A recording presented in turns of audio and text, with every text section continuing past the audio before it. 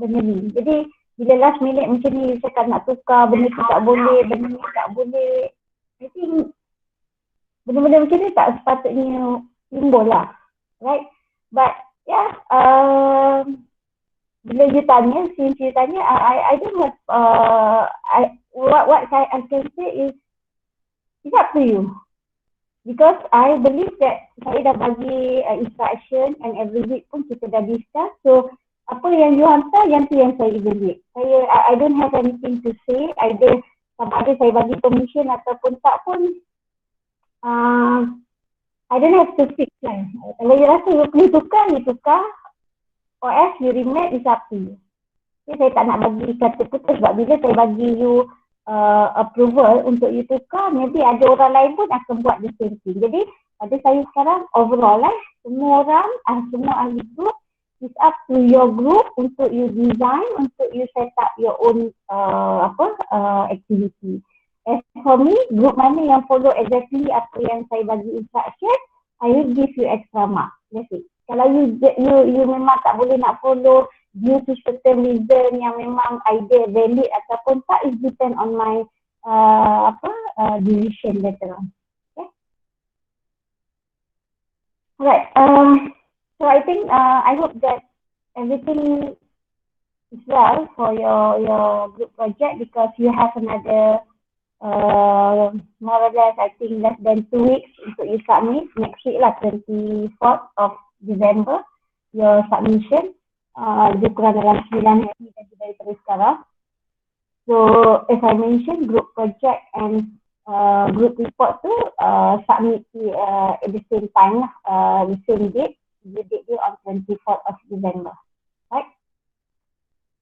Okay, now kita akan continue for the next topic, iaitu carrying capacity. Saya rasa saya tak boleh nak share screen, sebab bila saya share screen dia akan problem untuk nak share slide. Oh my god, sekejap .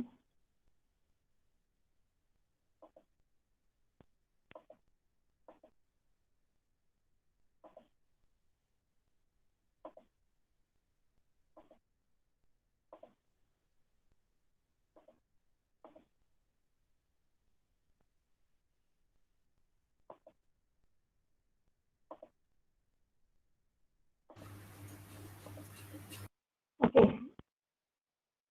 So today we are going to discuss about carrying capacity.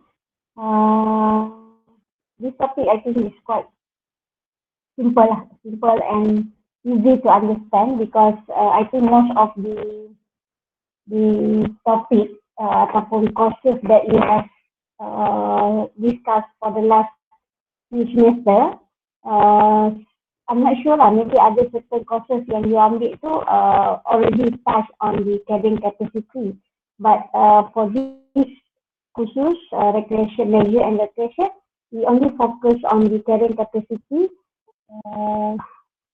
in recreation punya field ataupun in recreation punya perspektif. Okay? So kita akan discuss on 3 main component saja untuk malam ni. We will discuss on the concept of carrying capacity, what is the best practice for sustainable recreation, and what is carrying capacity for outdoor activities. Okay. Alright. So basically, when we talk about carrying capacity, before that, dua-dua kelas boleh nampak slide. Hasil boleh nampak slide .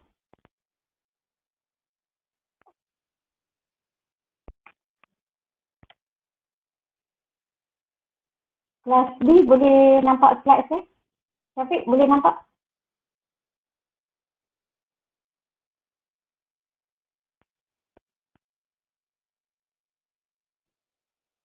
Hello?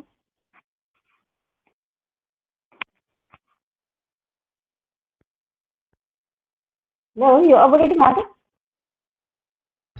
Dengar. Boleh je, nampak je. Boleh doktor. Okay, thank you. Alright, apa tadi? Okay, we're going to start discuss on the definition of carrying capacity. Okay, carrying capacity dalam bahasa Melayu kita panggil capacity keupayaan capacity. Okay, ataupun kadar keapungan gitu.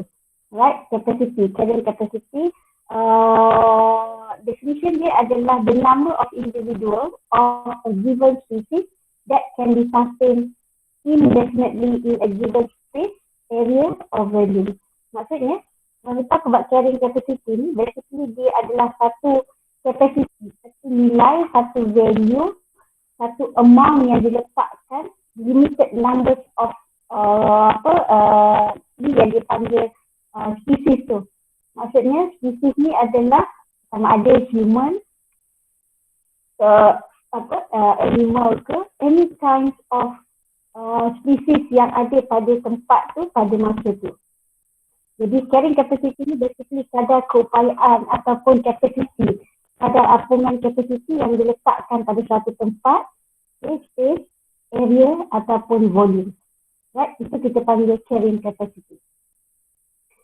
Since 1982, Hoviman juga define carrying capacity adalah the maximum numbers of visitors that can be accommodated without causing excessive environmental deterioration without leading to decline in visitor satisfaction. Maksudnya dia setkan maximum numbers. For example, kalau dalam satu kawasan tu, satu kawasan tarikan pelancongan tu, for example, there is only 100 packs can be accommodated in one particular area, in one particular time given. So, hanya 100 orang itu saja yang dibenarkan masuk. Not more than 100 visitors. Okay, itu kita panggil carrying capacity. Normally, carrying capacity ni it happens in any national park, for example. Okay, taman-taman negara, island. Okay, sebab tu taman negara, kalau setengah pulau, you kena bayar charge, apa dia panggil tu? Fees for national marine. Okay, tiket marine tu untuk dia control ataupun untuk dia manage capacity, carrying capacity yang ada di sesuatu kawasan. Number 2, carrying capacity ni other than national park, okay, dia juga berlaku pada any UNESCO area. Okay, for example, kalau di Malaysia ni UNESCO area adalah di Penang. Okay, Penang ada satu area tu that has been recognized as a UNESCO. Okay, jadi yang itu juga diletakkan sebagai carrying capacity punya location, which kalau you masukkan more than the maximum numbers of visitors, dia akan menyebabkan berlakunya environmental deterioration without leading. So, bila berlakunya masalah pencemaran alam sekitar, kerosakan, hasutan tanah dan sebagainya, dan dia akan menyebabkan kadar kepuasan kita atau visitor untuk melawat ke tempat tu akan berkurangan, decline. Okay? Itu yang kita panggil dia sebagai carrying capacity. Since 2001, authors juga, previous authors discuss on the community capacity ni adalah interaction of human, organizational resources and social capital. Maksudnya, when we talk about community capacity sekalipun, dia still tertakluk kepada these three elements ni. Kalau dalam kawasan kampung ke, kalau dalam satu kawasan tarikan pelancongan, you have to have this capacity, the carrying capacity ni untuk menjaga segala bentuk impak yang berlaku dari sudut ekonomi, dari sudut environmental dan dari sudut political ataupun sosialnya. Okay, that's why carrying capacity ni you have to remember that when we talk about carrying capacity, dia berlaku dalam semua industri basically.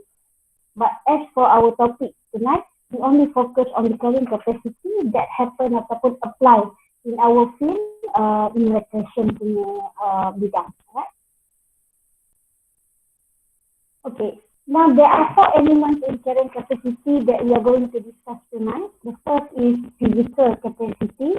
Yang kedua, ecological. Yang ketiga, facility. Dan yang keempat, social capacity. Okay. So, we go one by one. physical carrying capacity ni dia concern with the numbers of use unit. Okay, physical. Maksudnya capacity dari sudut physical. Apa yang dikatakan physical? Contohnya manusia, orang. Berapa ramai orang boleh naik pada satu-satu masa. Vehicle, berapa banyak kenderaan boleh masuk pada satu-satu masa di satu kawasan tu. Okay, boat dan sebagainya lah dipanggil transportation provider. Okay, the upper limit of capacity is regarded as amount of space required to ensure the recreational activity can be efficient and safe for the user. Okay, itu dimaksudkan sebagai physical. Apa-apa yang dilihat sebagai physical. Manusia, human, transportation, even physical, infrastructure pun dikira sebagai satu carrying capacity. Sebab tu kalau you tengok di mana-mana hutan itu, national park, they have to limit the numbers of development. So next week kita akan discuss on the framework, recreational framework that involved in tourism and recreation industry ni, because when we talk about framework, dia ada satu model ataupun satu framework yang mengawal kadar pertumbuhan development of facilities and infrastructure di semua kawasan-kawasan pelancongan yang berdaftar. Okay. Yang number 2, kita akan tengok dari sudut ecological carrying capacity. Okay. Ecological ni sometimes dia consider sebagai physical ataupun biophysical ataupun environmental capacity, which when we talk about ecological, dia adalah maximum level of recreational use in terms of numbers and activity. Maksudnya, for example, ecological ni, kalau satu kawasan tu, contohnya national park, kawasan tu hanya boleh offer ataupun hanya boleh buat aktiviti jungle trekking for about approximately, for example, 5 kilometers, for example. Okay, but you as the operator, another for you think more on profit oriented, maka you buka laluan tu sehingga 10 km, for example. Which, bila you tak setkan carrying capacity ataupun the limit tu, dia akan menyebabkan another 5 km for the jungle trekking activity tu may affect the environmental dan juga ekosistem yang ada di kawasan tersebut. Therefore, it is important for any operator in any national park ke, in any hutan limpo ke, amenities, forest amenities dan sebagainya, untuk you tahu dan you setkan ecological carrying capacity yang betul di tempat ataupun di lokasi-lokasi percutian tarikan pelancongan yang ada. Okay? Itu number 2, ecological. Number 3, dia panggil facility carrying capacity. Okay? Facility carrying capacity will involve type and amount of facility intended to support the visitors' needs. Contohnya, kalau masa satu kawasan tu hanya 30 kenderaan saja dibenarkan, maka parking lot yang you nak prepare, yang you nak provide kepada customer tu mesti limit kepada 30 saja. Okay, because kalau you expand facilities untuk parking lot too much, dia akan menyebabkan you akan merosakkan sebahagian lain in order untuk you provide that facility. Okay, therefore dalam framework recreation tu, you kena ada layout untuk you develop sesuatu tempat rekreasi. You dah model ataupun framework ataupun layout sebelum you boleh bangunkan sesuatu kawasan recreation. Okay, selain daripada parking lot, mungkin kita kata boat ramp, administrative personnel, contohnya you nak bangunkan apa kita panggil gazebo ke, for example, tempat-tempat rehat dan sebagainya, itu juga dikira sebagai sebahagian daripada facility. Dan carrying capacity yang keempat adalah social carrying capacity. Okay, social carrying capacity ni dia lebih kepada behavioral, psychological ataupun perceptual. Maksudnya dari sudut behavior kita. Okay, behavior kehadiran pelancong tu. The presence or action or other simultaneously utilizing of resources on the area. Maksudnya bagaimana cara kita, attitude kita as a visitor dalam menggunakan kemudahan, aktiviti dan juga yang melibatkan environmental yang ada di kawasan tu. Oh, sekejap I take 2 minutes break sebab kat sini tengah azan.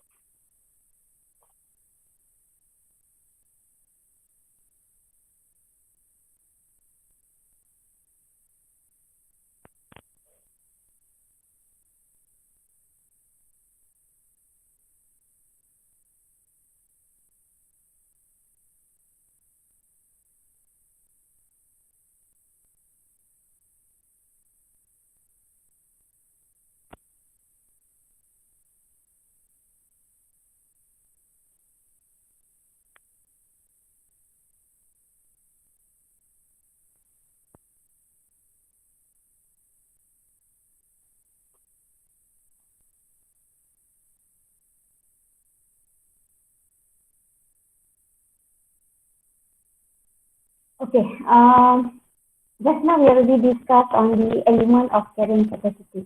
So kalau you ada benda nak tanya ke ataupun you need to share something ke, you just interrupt je during my presentation. Okay.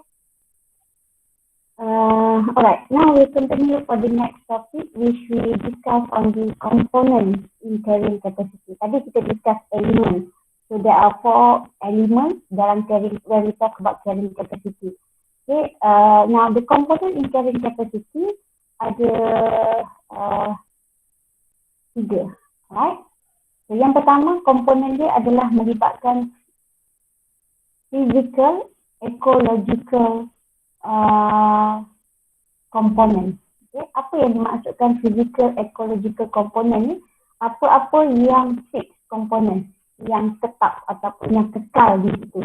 Okay. Yang kedua, flexible component. Yang kekal ni contohnya of course natural resources tu lah. Okay, so physical, ecological contohnya macam sumber-sumber semula jadi yang ada.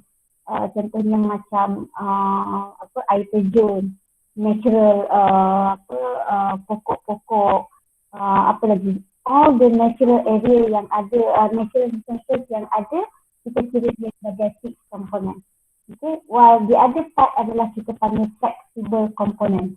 Flexible component ni adalah komponen komponen-komponen yang boleh berubah, yang boleh dihancurkan dan ataupun yang boleh diubah suai. Contohnya macam infrastruktur sistem lah, water supply, sewerage, electricity, transportation dan sebagainya.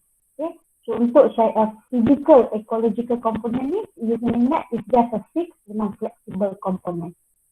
Okay. Number 2, kita panggil social demographic component. Okay, social demographic component ni, bila kita nak layout, kita nak design the carrying capacity, dia kena tengok dari sudut social demographic tu.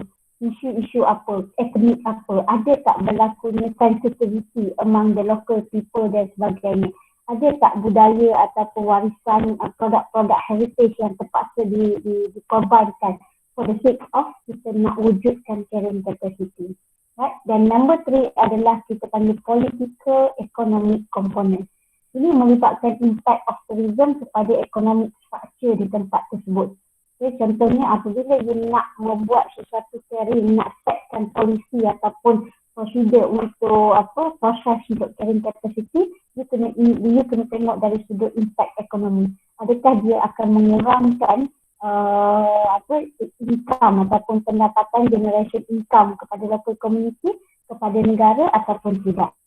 Right? Yang kedua, institutional issue. Berlaku tak perbalahan, pergaduhan ataupun percaturan di antara satu organisation and another organisation.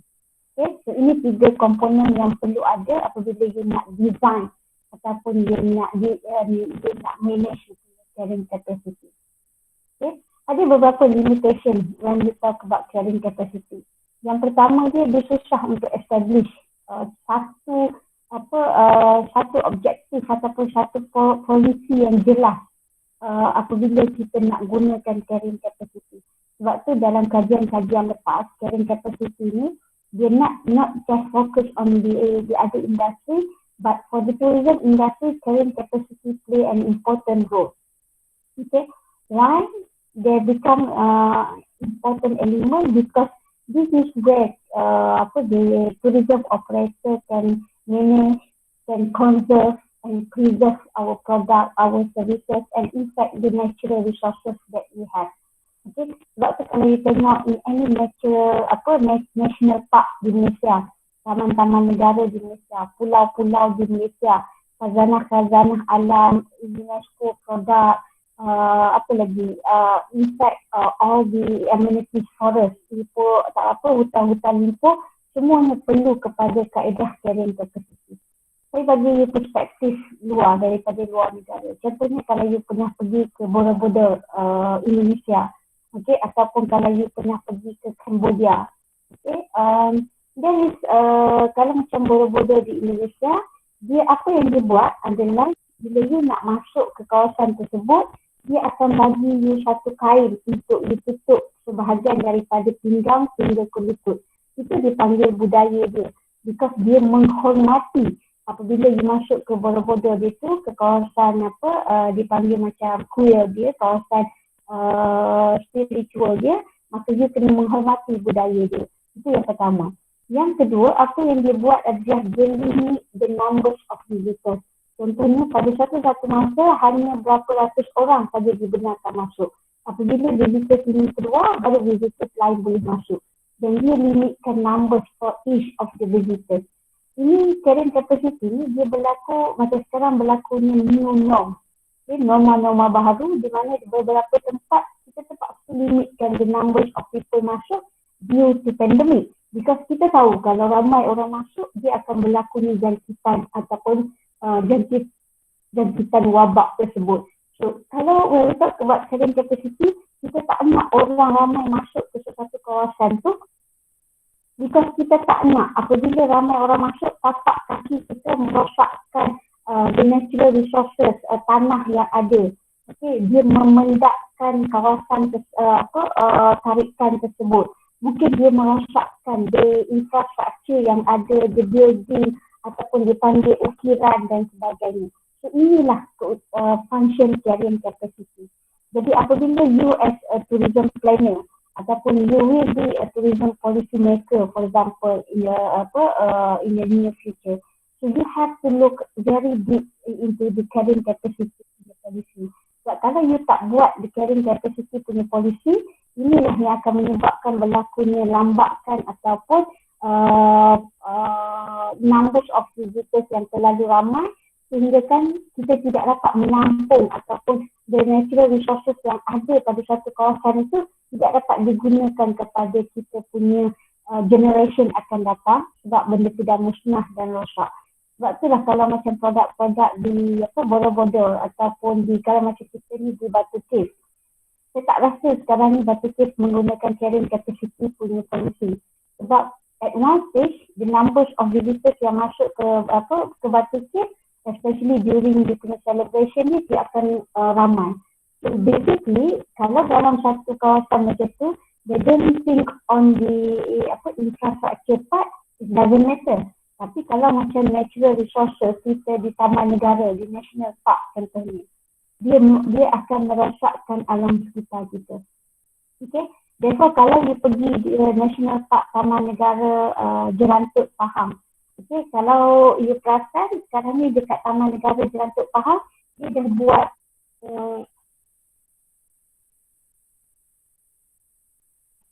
hello, siapa tu? Ada yang tak tutup ni ke? Right. Kalau you pergi ke National Park di Taman Negara, okay, you tengok dia punya laluan dia pada jungle trekking, dia dah start buat laluan pejalan kaki menggunakan kayu. Okay, so dia build up that facility tu, saya rasa around berapa kilometer for the whole Taman Negara tu untuk pelancong masuk dan buat aktiviti jungle trekking. Sebab bila terlalu ramai orang masuk pada satu masa dan terlalu packed numbers of visitors masuk ke Taman Negara dan buat aktiviti jungle trekking, dia akan menyebabkan kita punya hakikat tanah dan tanah di Taman Negara tu akan jadi mendak. So, bila jadi mendap, lama kelamaan kita punya infrastruktur natural resources kita akan berubah dan banyak habitat haiwan terganggu due to kita punya visitors punya behavior dan attitude. Sebab tu penting pada suatu kawasan national park especially dengan dia hadkan the numbers of visitors pada satu masa. Okay? So this is important untuk kita tahu some of the limitation yang berlaku. Bila tidak ada establish a single objective, dia akan menyebabkan susah untuk kita nak implement carrying capacity. Yang kedua, deterioration in the social or ecological environment occur was not easily measured or predicted. Sebab tu bila berlaku kita panggil mendapan tanah, pokok-pokok kita ditebang, in fact dihatikan dan sebagainya, all these things cannot be measured or simply measure the impact of visitors punya behavior ataupun attitude. Number 3, there was no consistent relationship between the numbers of visitors using an outdoor environment and the influence positive or negative they had from the recreational experience. Maksudnya tidak ada lagi satu hubungan di antara, maksudnya tidak ada yang konsisten. Dia berlaku mungkin di tempat ini berlaku pada kadar impak yang tertinggi ini ataupun sebanyak ni, tapi di tempat lain berlaku dalam kadar yang berbeza. Jadi dia tidak ada satu yang fix yang mana kita suka untuk ukur benda tu. Dan yang keempat adalah because of the specific numbers of users was not the result of too much use rather than a combination of other factors related to behavior of users, level of skill and etc. So ini juga menyebabkan berlakunya limitation dalam carrying capacity. Sebab itulah ada satu model carrying capacity yang boleh digunakan for any tourism operator untuk you nak setkan dia punya level of impact from the visitors punya behavior ataupun attitude. Right?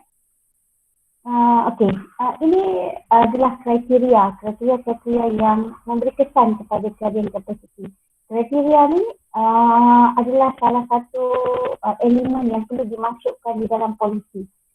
Once you become a policy maker ataupun a tourism planner, you kena tengok this is all the criteria yang kita evaluate when we talk about carrying capacity.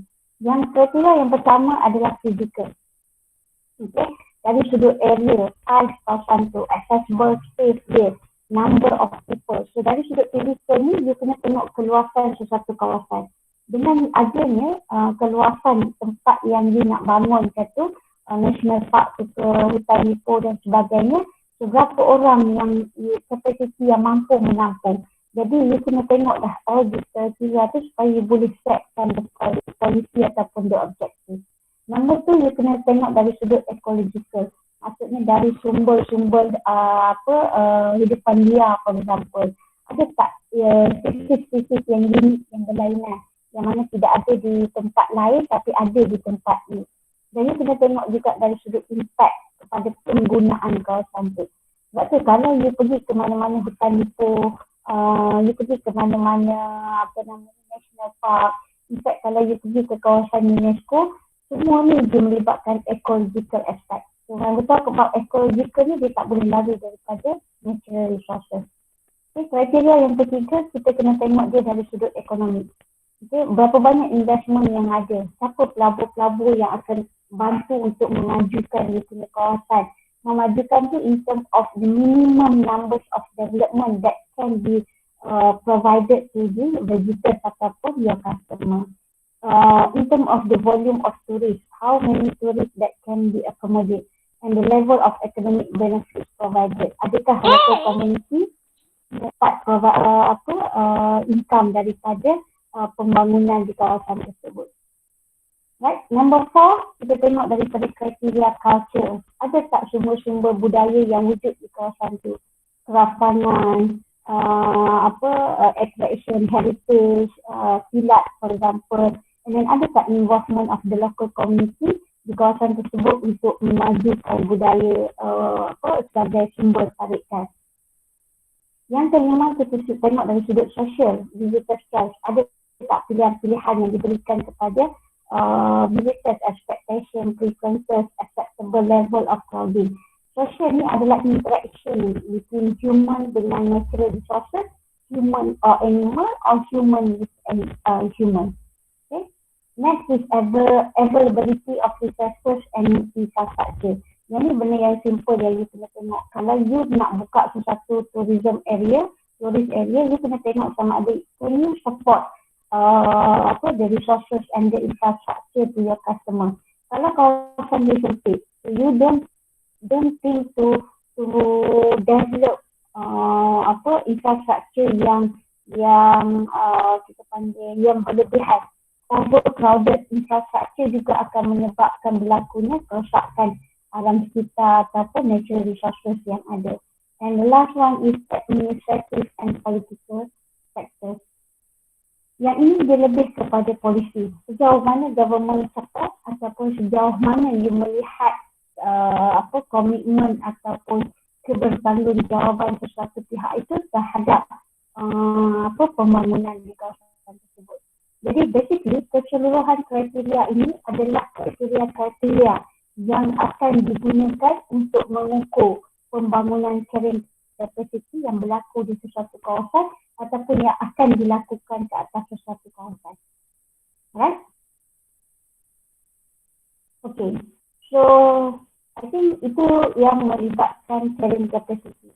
So far ada apa-apa persoalan ataupun belum clear, at least you know when you go out or when you involve in any tourism industry after you graduated, when you talk about carrying capacity, you have that knowledge. At least you tahu. Okay, so be careful bila you bekerja in this industry. You cannot run from the word ataupun the term of carrying capacity. To make yourself understand at least the basic, the context of carrying capacity. Alright?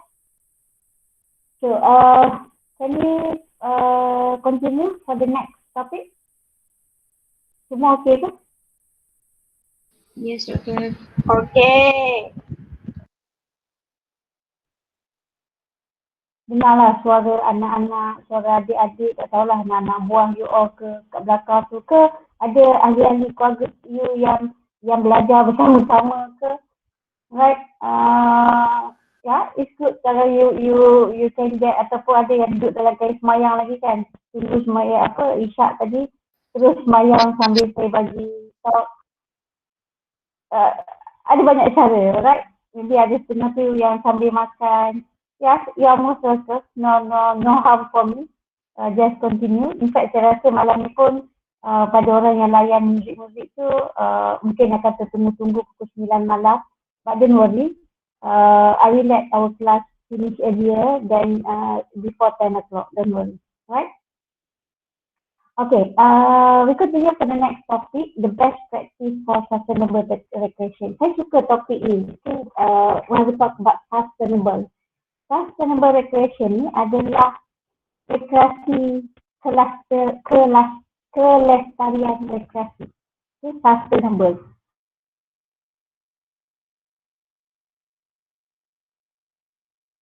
Ikan recreation kita. Okay. Sebab kita tak boleh nak tengok kita as a tourism operator. Okay, bila kita put ourselves as a tourism operator itself, our team focus on profit oriented. Okay, kita akan fikir how to gain the profit from our activity.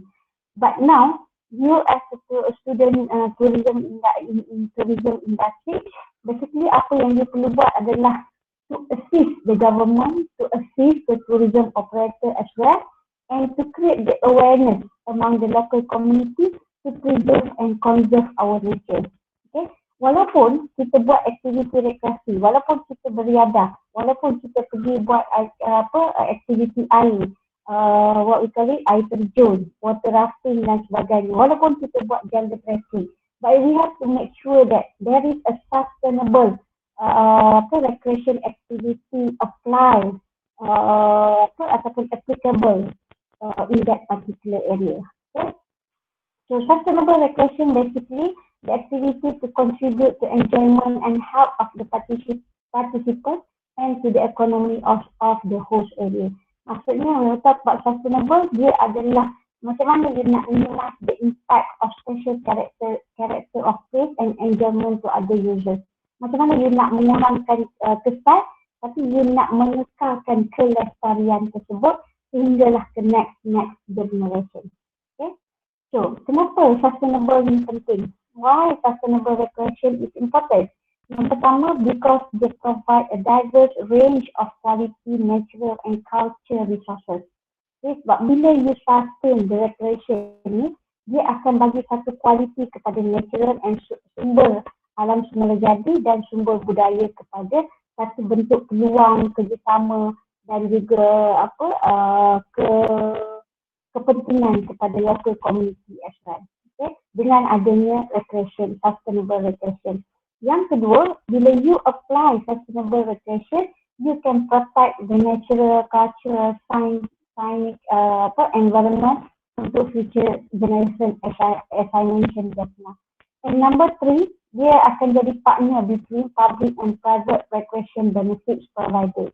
Okay? Sebab bila you apply the sustainable recreation ni, you assist the government and the private operator as well untuk kita dapatkan benefit both win-win situation and kita juga boleh meet the customer's expectation and you can gain the profit at the same time. Okay? If you think more on how to get the profit without concern on the impact of the recreation activity towards the natural resources, itu yang akan menyebabkan banyak implikasi kepada next generation. Okay, there are few best practice yang we can apply in our context. Sekejap, saya rasa slide tak bergerak.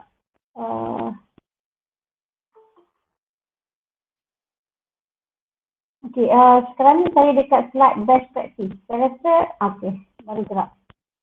Okay, so ada beberapa best practice, cara kaedah-kaedah yang kita boleh gunakan ataupun we can apply to apply the sustainable recreation. Yang pertama, restore and adapt recreation setting. Maksudnya, melalui the integrated research, analysis, planning and quality design, as I mentioned just now, dia akan restore the condition and function of outdoor facilities and setting. Maksudnya, sesuatu perkara, sesuatu keadaan ataupun sesuatu tempat yang nak dibangunkan tu, you have to make sure that all the condition ataupun the facilities tu berfungsi dan boleh di restorekan balik. Restore apa? Digunakan balik supaya benda tu, that's why dia panggil, sometimes dia panggil green. Okay, green practice dan sebagainya. So, sustainable recreation ni is a formal word. Tapi dalam bahasa kampung tu kita panggil green practice lah. Basically. Okay? So, walaupun kita buat aktiviti rekreasi, but we can still maintain and conserve the area and the resources that we have. Recreation setting can be impacted by declining ecosystem, health, wildfire and inappropriate use will be restored to improve the quality. Maksudnya, kita ni when we do any recreation activity, basically we deal with the natural resources. Contohnya, kalau you buat aktiviti air, okay, water rafting contohnya, you buat aktiviti kayak. Basically, we are dealing with the natural resources, air tu. Jadi, bila kita berdepan dengan air, bila kita deal dengan sumber-sumber alam ni, maka we have to respect them. Sama juga kalau involve dengan jungle trekking, flying fox for example, apa lagi aktiviti-aktiviti yang without facility dan sebagainya. So we are dealing with natural resources. Therefore, as an operator ataupun as a people who are involved in this industry, you have to make sure that, okay, apabila we deal with the natural resources, kita kena tahu the level, the maximum level that we can use or we can apply for any situation. Okay, so benda ni yang paling penting untuk you nak apply sustainable recreation. Yang kedua, implement green operation. Green operation ni akan reducekan environmental footprint and serve as a model. Macam tadilah, kalau di taman negara, basically most of the recreation punya, apa kita panggil recreation punya expert ataupun dia panggil apa the team of recreation provider, they are not agree with the implementation of dipanggil jejantas tu di National Park Taman Jaya. Sebab bila wujudnya jejantas ataupun laluan pejalan kaki for the jungle trekking tu, basically dia mengurangkan, dia membuatkan ada gap between human and natural resources. Sebab tu bila kita cakap pasal jungle trekking, basically we are dealing with natural resources.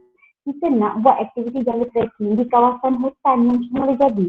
Maksudnya kita boleh pijak tanah, kita boleh rasai the real natural resources yang ada dan sebagainya. But bila local operator tu terpaksa pasang jejantas untuk mengelakkan environmental footprint punya impact ni, jadi dia dah mengurangkan dia dah membuatkan jurang antara human dengan natural resources. So dia berlaku sebab pada masa dahulu sebelum ini tidak ada carrying capacity dijalankan ataupun diimplement di kawasan tersebut. Therefore, bila tidak ada carrying capacity ni, inilah yang menyebabkan kawasan itu jadi terkesan dan akhirnya generasi kita pada masa ini tidak dapat melalui ataupun mengalami that experience itu secara direct dengan natural resources tersebut.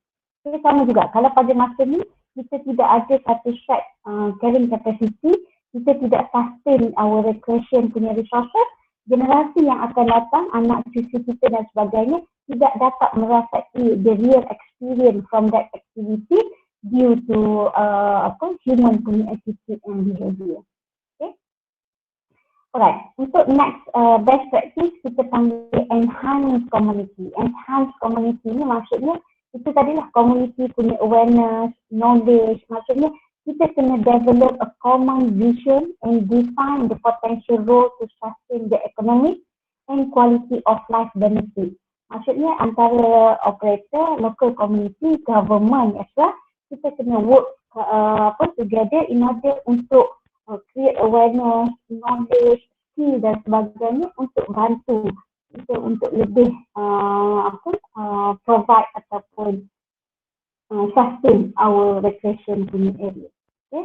So ini antara main element kepada best practice untuk kita sustain our recreation area. The other part, the best practice juga adalah kita kena invest in special places. Ini melibatkan sedikit cost lah, yang mana bila kita buat investment ni, dia lebih kepada how to get a future external partnership for additional resources to sustain. Maksudnya kalau kita nak sustain recreation ni, if we need the cost that we have to bear the cost, then we need someone to invest in our activity ataupun development yang nak dilakukan. And the last one is for strategic partnership. Okay, help to provide recreational experience, service, activity and environmental education for youth and adult. Maksudnya partnership ini berlaku di antara banyak pihak. Yang mana apabila kita mewujudkan satu partnership di kalangan students, belia for example, dia akan bantu untuk this golongan ni, this target group ni untuk lebih aware ataupun lebih fokus kepada implementation of sustainable recreation. Dia konsep dia sama macam mana kalau you tengok on green practice lah, environmental yang melibatkan combination of environmental and sustainable. Okay. So, semua benda ni akan memberikan kadar kepuasan, satisfaction and experience kepada local community, kepada turis as well as kepada tourism provider itself. Right?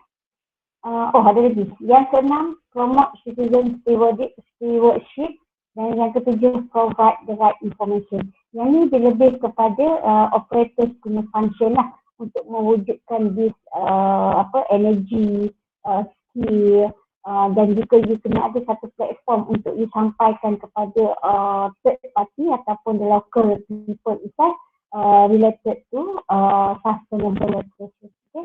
So this is all the elements ataupun the best practice yang kita boleh share, kita boleh wujudkan in order untuk promote sustainable recreation.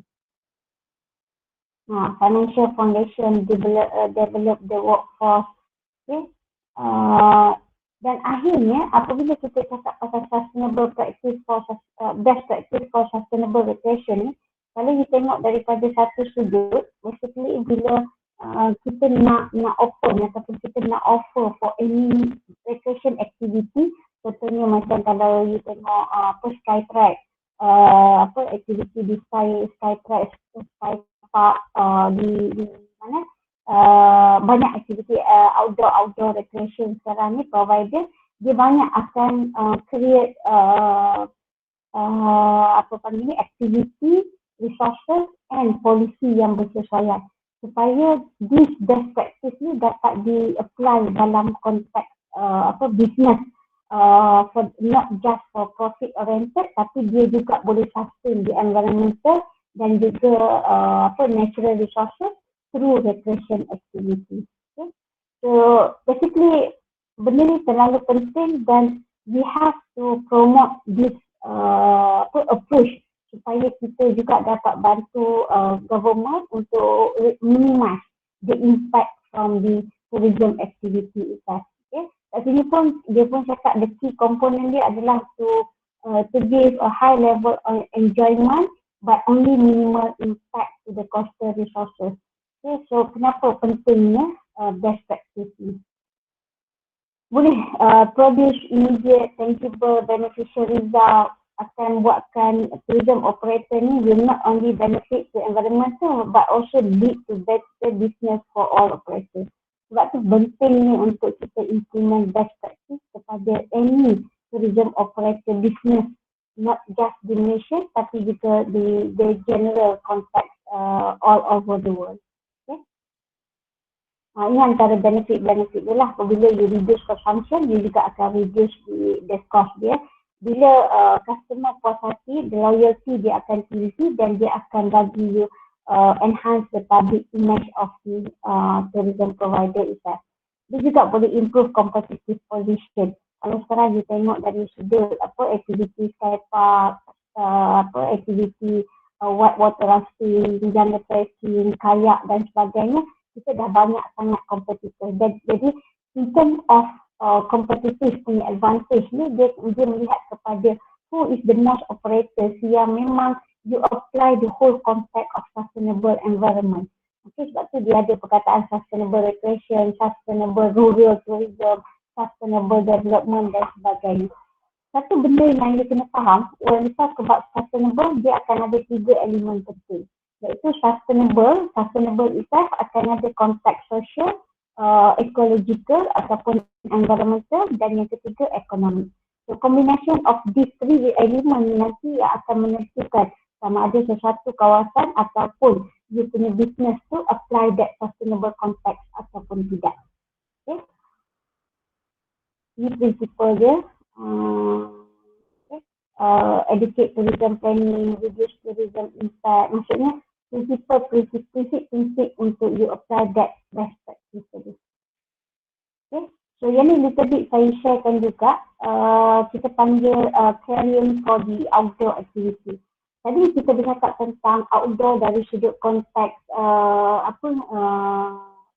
how to deal with natural resources. Okay, how to get all the activity to minimize the impact from recreation activity.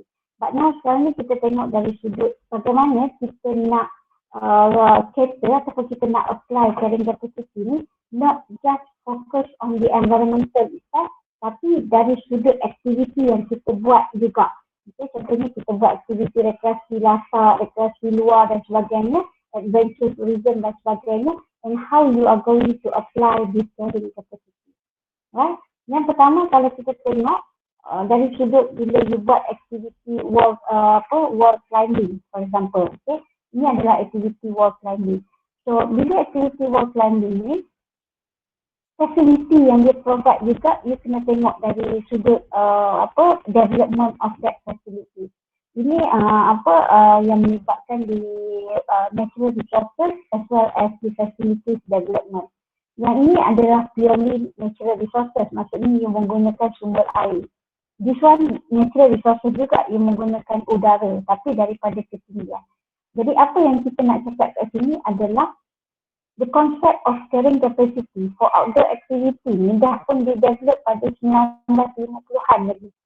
Okay, untuk kita nak setkan maximum number of livestock that could be pastured without noticeable deterioration in the quality of stock or natural ataupun agricultural environmental.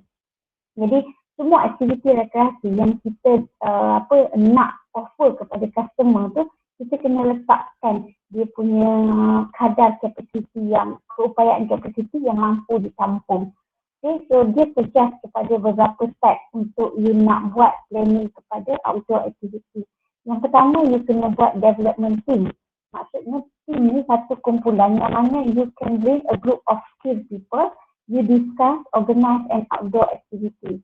Okay, untuk you nak tengok sejauh mana kadar keupayaan aktiviti tempat itu untuk menampung aktiviti yang nak dijalankan. You have to appoint a project leader, which dia adalah orang responsible untuk buat aktiviti outdoor, dan dia adalah person that driving force behind the idea, orang yang bertanggungjawab untuk melihat secara keseluruhan. Step yang kedua adalah untuk you deliver the idea, okay? Untuk you brainstorm, tengok idea dari sudut marketing, is it possible, how many visitors ataupun customer yang akan involve, di mana location yang you akan buat, what are the aim and objective, apa dia aktiviti dan siapa target group you. Jadi idea first ni akan menentukan bagaimana proses outdoor recreation itu dapat dijalankan. Yang ketiga, the practicality. Maksudnya before you nak proceed. Contohnya kalau dalam sekarang you found that there is tourist attraction that can be promoted to the customer. Contoh macam sekarang ni saya mencari saya tengah buat satu kajian di daerah Jeli. Okay, kalau you pernah dengar Gunung Rain di Jeli, Gunung Rain tu adalah satu potential produk ekopelancongan di daerah Jeli. So basically when we study the local area di Jeli, basically we found that more than 10 areas that can be possible to be promoted as a tourism area di Jeli. Kalau you pernah dengar air terjun Kashmir, air terjun Kush Hotahe, air terjun ada lebih daripada 10. In fact ada satu kawasan tu dipanggil kalau you pernah tengok cerita Hindustan tu, yang Kashmir tu, dia ada di kawasan Jeli juga, okay, yang diwujudkan untuk memberi satu benchmark. Jadi kalau daripada hasil kajian yang saya buat, kita dapati ada satu sumber air yang cukup panjang daripada air terjun Kashmir, Kush Hotahe dan sebagainya tu, dia turun terus ke Gunung Rain. Jadi this is where we will promote Jeli sebagai salah satu produk aktiviti ekopelancongan, dan kita akan buat aktiviti water rafting, kayak di Jeli. So bila kita start buat tu, nanti kita akan promote dia jadi salah satu produk pelancongan yang tersohor, so that kalau orang di Kelantan, dia tak perlu nak pergi ke Perak untuk buat water rafting. So basically di Jeli saja pun kita dah ada aktiviti tu. Okay, so ini yang kita panggil practicality. Jadi kita akan minta permission, kita akan buat surat medical form dan sebagainya untuk kita declare sebelum kita nak buat aktiviti tu. Yang yang ni adalah equipment. In term of equipment, kita kena tengok sejauh mana kita ada kepakaran ataupun keperluan fasiliti untuk membuat suatu aktiviti itu. Untuk you buat outdoor recreation, ingat, remember this is the most important part adalah insurance. Okay, sebab tu kalau saya buat any activity rekreasi for students especially, we will get you insurance. Walaupun kita tahu all the students already covered by the group insurance by UMK. But most probably saya akan prepare juga personal insurance for each individual ni meant for outdoor activity. Jadi instead of we only focus on insurance yang UMK cover, kita juga beli extra insurance untuk outdoor activity. Okay, because kita tak tahu what happen in between of you buat activity outdoor tu nanti. Yang seterusnya you kena tengok dari sudut waste management. Okay, waste management ni adalah sisa buangan. Bila kita berada di satu kawasan aktiviti rekreasi, kita kena tengok sejauh mana pelupusan, sisa pelupusan tu kita dapat jalankan. For your information, saya pernah pergi ke Gunung Stong. Masa tu tahun 2005 ataupun 2006. Okay, it's more than 15 years ago. Okay, at that time, Gunung Stong tu orang just explore. Baru je orang explore and they found that there is the highest stage of waterfall dekat atas Gunung Stong that very beautiful.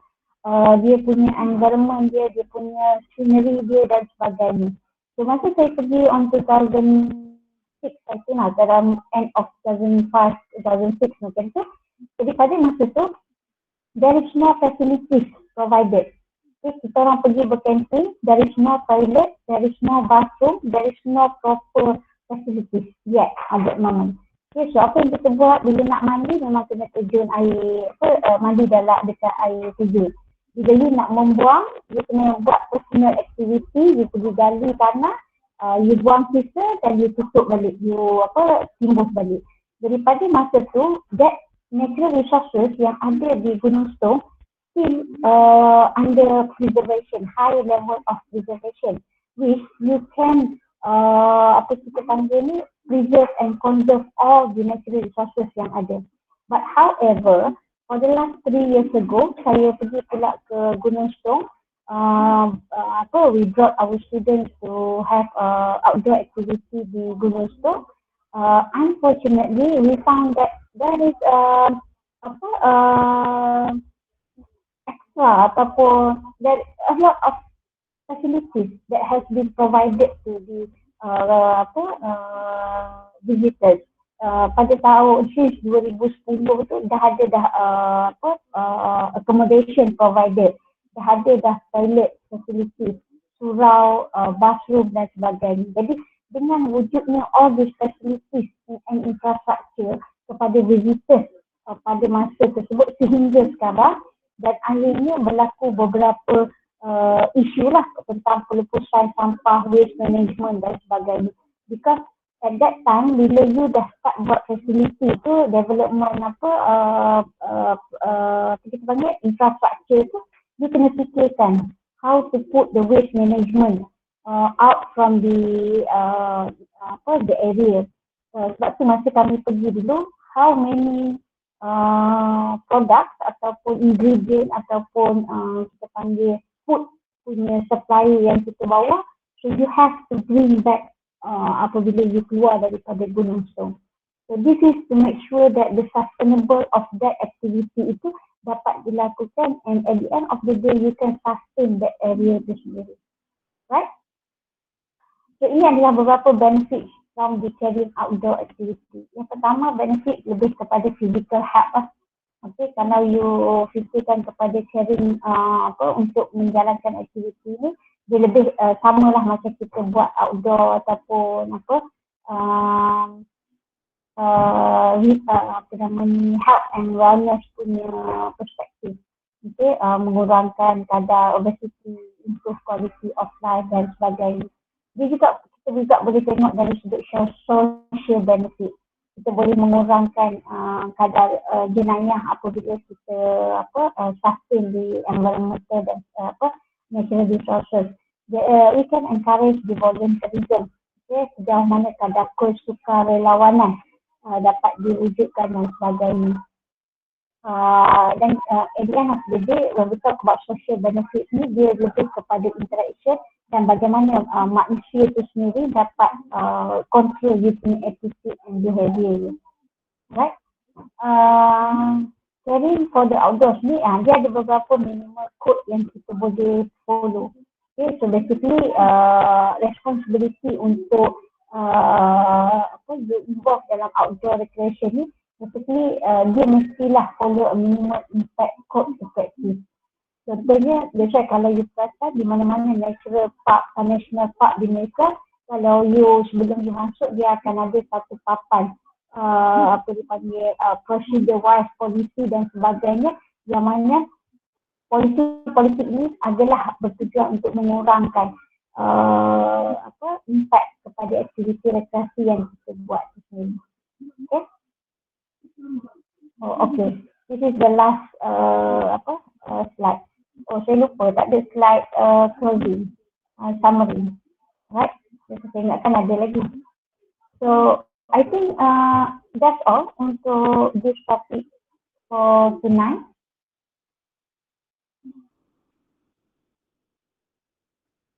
Okay, so is there any questions related to this topic? Saya just wrap up in a saya ada soalan dekat ni sekejap. Langkah yang boleh kita ambil untuk orang invest dengan kita, terutamanya untuk new development or new product, dan cara kita nak promote supaya produk kita tu menarik untuk invest orang. Okay, soalan yang pertama tu, apakah langkah yang kita boleh ambil untuk orang invest dengan kita? Right, basically, bila kita talk tentang ini, saya rasa maksud Pamela ni bila you nak develop recreation area kan. So for example, macam di kampung saya ada satu air terjun yang famous untuk orang kampung saja, untuk orang local community itu. Tapi it's not being exposed by the other people. Jadi apa yang saya perlu buat adalah semoga untuk local community di kampung saya get the economic impact, maka saya perlu promote tempat itu sebagai salah satu produk pelancongan. Jadi apa langkah yang saya ambil untuk buat orang invest adalah dengan meletakkan satu value added kepada tempat ataupun aktiviti yang saya nak mulakan. Okay, contohnya macam kalau tempat saya tu, saya kena cari apa benda value ataupun dia punya additional value yang boleh saya jual kepada orang luar. So, value itu nanti yang akan menyebabkan dia punya investor tu akan tertarik untuk invest dengan you punya tempat ataupun recreation area tu. Yang kedua adalah dengan you menawarkan kita panggil kadar keuntungan ataupun kadar profit sharing yang mampu membuatkan orang ataupun investor you rasa macam it's worth for me to invest. Macam tu. Right? Dan soalan yang kedua dia kata cara kita nak promote supaya produk kita tu menarik untuk ni. Okay. Basically dia sama lah. So cara kita nak promote tu adalah dengan you meletakkan suatu niche ataupun kita panggil niche market lah, ataupun kita panggil niche produk yang apa yang you buat tu adalah berlainan dengan apa yang orang lain buat. Okay, jadi daripada situ investor you akan nampak this part ataupun this area ni berpotensi untuk dimajukan. Okay, jadi cara nak promote tu not just using marketing punya digital marketing ke whatsoever, tapi adalah dengan mencari satu platform yang mana the uniqueness, the word of uniqueness itu adalah satu faktor ataupun satu key point kepada you untuk you menarik investor untuk invest dalam projek rekreasi you sendiri. Okay. So, ada lagi? So, basically apa yang saya nak wrap up tadi berkenaan dengan carrying capacity and best practice ni, dia adalah satu kita panggil satu konsep yang mana apabila you apply carrying capacity dalam you punya konteks perniagaan you ataupun dalam you punya kewujudan sesuatu kawasan rekreasi itu, dia akan menyebabkan apa nama ni, kita dapat mengawal kadar impact yang berlaku ke atas natural resources yang ada di tempat kita. That's why apabila you nak jadi tourism operator, okay, orang yang membekalkan apa dipanggil, orang yang membekalkan facility, khidmat ataupun servis tu, you have to make sure that you dah set up ataupun you dah develop your own polisi ataupun prosedur untuk membolehkan kawasan itu akan sustain sehingga satu masa yang panjang. Okay. Apa yang berlaku sekarang adalah bila you develop tourism area di sesuatu kawasan, you cannot sustain that area. You can last up to I think 5 to 10 years saja. Lepas tu banyak sumber-sumber natural resources you rosak, musnah dan sebagainya. Okay. Sebab itulah bila banyak tempat-tempat tourism yang rosak, akhirnya you cannot supply ataupun you cannot promote you punya produk kepada visitors, especially yang melibatkan natural resources lah, yang melibatkan apa kita panggil hutan. You tak boleh nak buat aktiviti jungle trekking, you tak boleh nak buat aktiviti apa bird watching dan sebagainya, sebab you tidak mengamalkan keupayaan kapasiti yang betul, sehingga menyebabkan all the natural resources you rosak due to exceed numbers of visitors at one time. Okay, so basically another approach juga yang you boleh gunakan macam kita discuss tadi adalah sustainable recreation. Kita melihat kepada how you are going to sustain. There are few strategy that can be used to make sure that you can sustain the tourism area ataupun recreation area. Okay, macam I think last few weeks kita discuss on the commercial recreation kan. So basically there are more than 50 tourism operators that involve in adventure recreation ataupun outdoor recreation. So this is all the operator yang they are not just focused on the profit oriented, but they are basically also conserve and preserve the natural resources. This is much more important, not just for visitors but as well as for our environmental as well. Okay, so basically I think for this topic you have to make sure that bila you keluar, you involve in tourism activity, in any tourism activity basically, not just recreation tapi mungkin juga the other aspect of tourism punya business ataupun agreement, you can apply this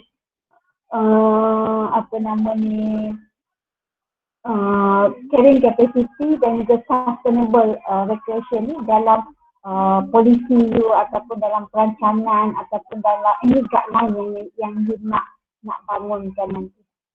Alright. So ada apa-apa lagi yang nak tanya ataupun if you need to share anything?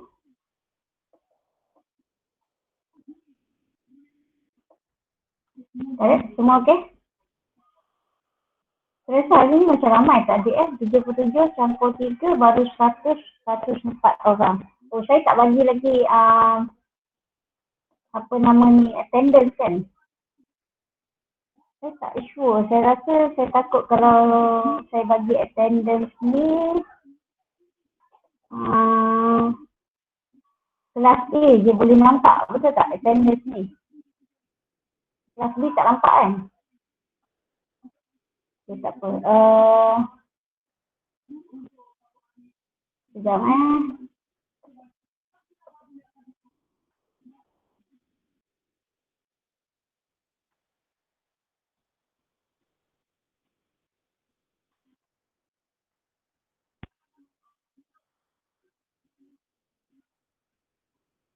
Okay, untuk attendance you N1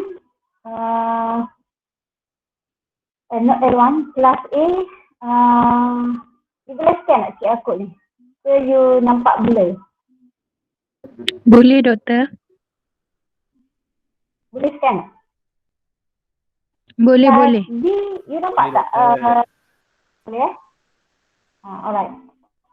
So saya bagi you masa 5 ke 10 minit untuk you scan attendance. lepas you scan, you boleh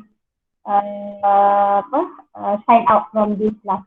So kalau tak ada apa-apa, saya end our session tonight with the hope that this is where we can create the awareness among you, among me, among your local community as well, to promote the sustainable recreation, not just in our industry but also among the local community.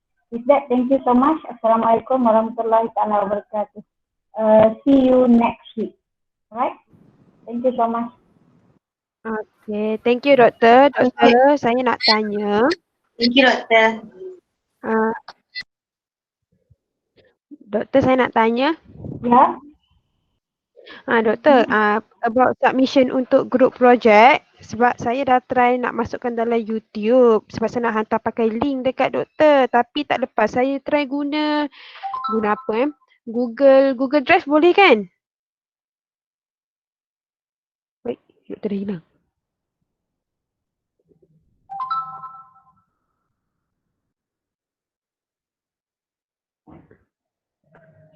Doktor, saya tak dengar doktor cakap.